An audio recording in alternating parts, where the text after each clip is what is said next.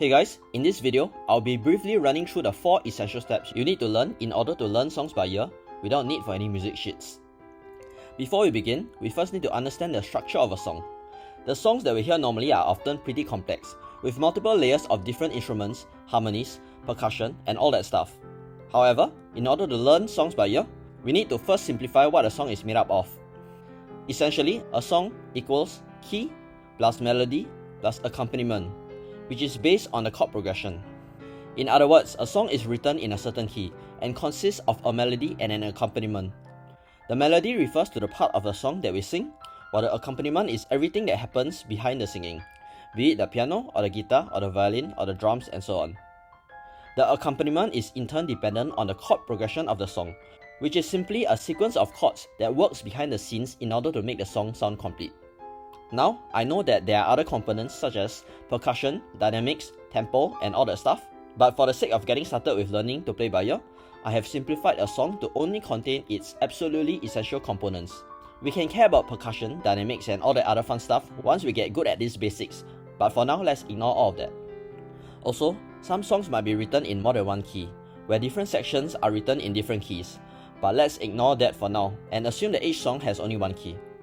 Before I continue, do note that the songs that I am referring to in this video are more from simpler genres like pop, rock, and country, where there is a melody we can feasibly identify, rather than those crazy classical pieces where you play thousands of notes in a single minute. If you are thinking of learning these crazy pieces like say, Flight of the Bumblebee by ear,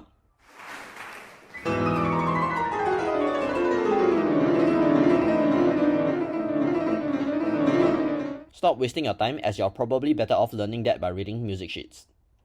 Once again, under the simplified structure of a song is written in a key and consists of a melody and an accompaniment, which is based on the song's chord progression. In order to learn a song by ear, minimally, we need to know how to identify these basic components. Let's start with step 1, identifying the key of the song. Again, for now, we are assuming that each song has only one key. Most of the songs we know are written either in a major or minor key. There are some experimental songs which are atonal, which just means they are not clearly written in any key. That being said, each major key has a relative minor key that shares the exact same key signature, such as the C major key and the A minor key, both having 0 sharps and flats, or the G major key and the E minor key, both having 1 sharp, and thus, we have only 12 key signatures to choose from when trying to identify the key of the song. First, we need to identify if the song is in a major or a minor key. One way we can tell if a song is in a major or a minor key would be to look out for the chord that the song ends in. Generally, if a song ends with a major chord, it is likely to be in a major key, but if it ends with a minor chord, it is likely to be in a minor key. Of course, there are exceptions to this method, but this works for a majority of songs. Another way we can tell if a song is in a major or minor key would be through the feel of the song. Songs which are in major keys often sound happier, brighter, and more optimistic, like this.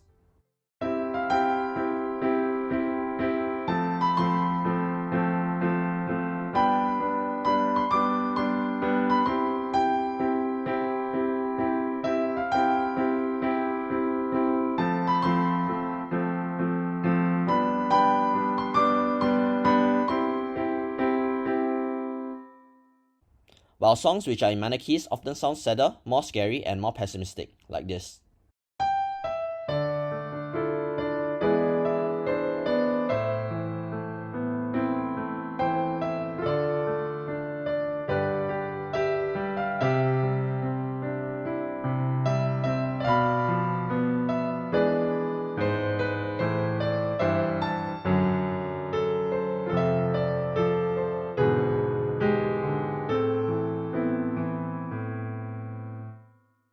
After identifying if a song is in a major key or a minor key, we need to identify which major key or which minor key the song is in exactly. One way to do this would be to take a look at the ending note of the song. Generally, songs tend to end on the tonic of the scale, which is the first note of whichever scale the song is written in. Of course, there are exceptions to this, but generally this is the case. As such, our task would be to find which note the song ends in. Here's the ending of Can You Feel the Love Tonight by Sir Elton John.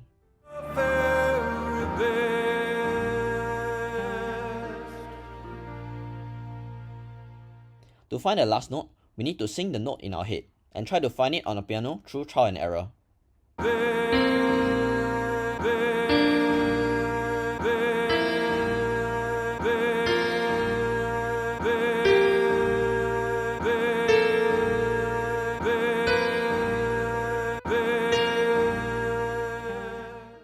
After we have found the ending note, we can kind of guess which key the song is in. In the case of Can You Feel the Love Tonight, the ending note is a B flat, and the ending chord seems to be a major chord. As such, we can deduce that the song is in the key of B flat major. The second step to learning to play by ear would be to identify the melody of the song. Once again, the melody refers to the main part of the song that we sing. We first need to divide the song into its different sections: the verse, secondary verse, pre-chorus, chorus, bridge, and so on. Normally, songs use very similar if not the same melodies and chords for the same sections of the songs. So if you have identified the melody and chords for, say, the chorus, you can most likely reuse the same melody and chords for the second chorus that comes later in order to save time. For each section of the song, we need to identify one note at a time, and I recommend that you write down each note if you are just getting started with learning by ear. As we try to identify each note, note that the notes in the key the song is in are much more likely to appear than the notes they are not inside. In the case of Can You Feel the Love Tonight, which is in the key of B flat major, the 7 notes in the B flat major scale, which are B flat, C, D, E flat, F, G, and A, are much more likely to appear in a melody. The 5 notes that are not inside the B flat major scale, which are B, D flat, E, G flat, and A flat, can appear at times but are much less likely to appear than the other 7 notes. As such, through a process of trial and error, we try to identify one note at a time, keeping in mind that notes in a key appear more than notes outside of the key.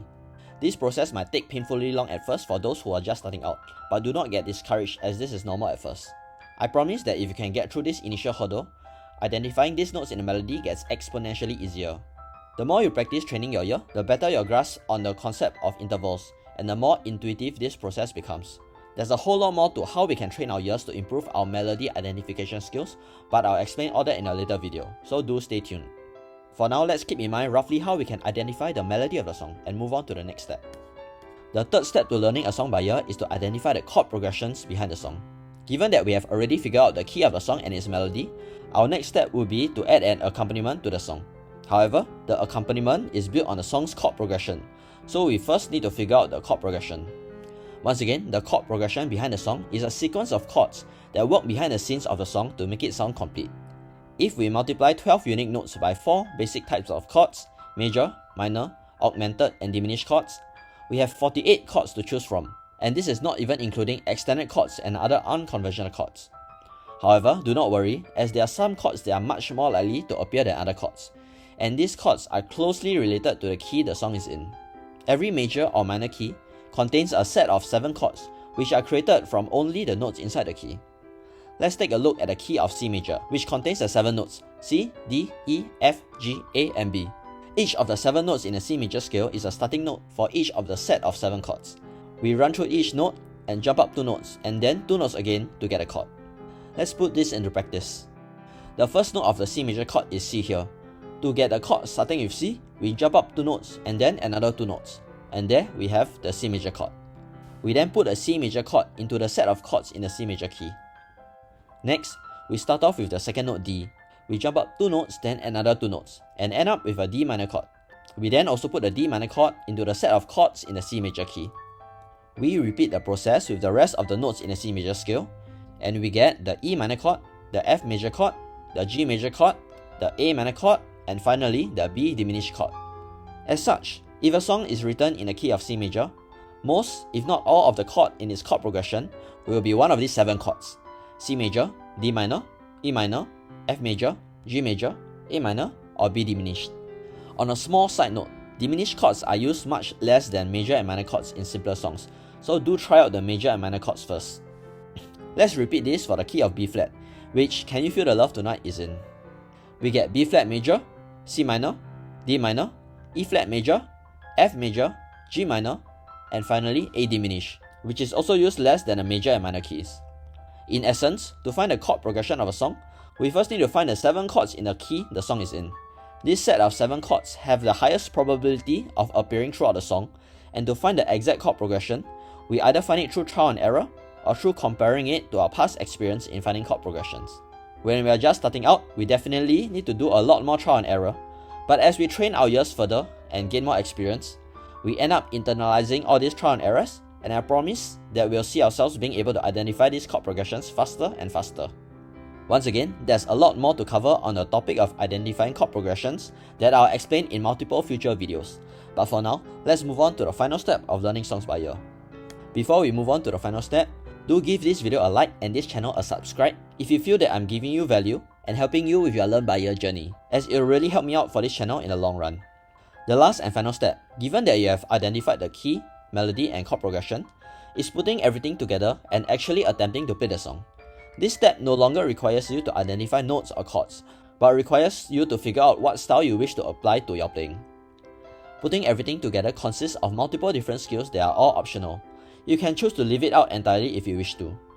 Some examples of these skills include transposition, which refers to playing the song in another key, accompaniment patterns, which refers to many different ways we can play chords, runs and fills, which we can add in between chords or sections in a song, harmony, which refers to additional combinations of notes you can use on top of existing chords to make your playing sound more interesting, chord substitutions, where we replace existing chords with entirely new chords for newer, more interesting sounds, and playing styles, which includes blues, boogie-woogie, ragtime, and so on, which we can incorporate into our playing, and the list goes on.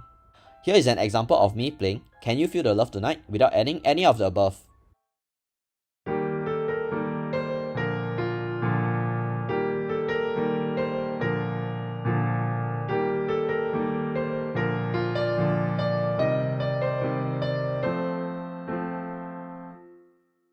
And another version which I add some of the above techniques.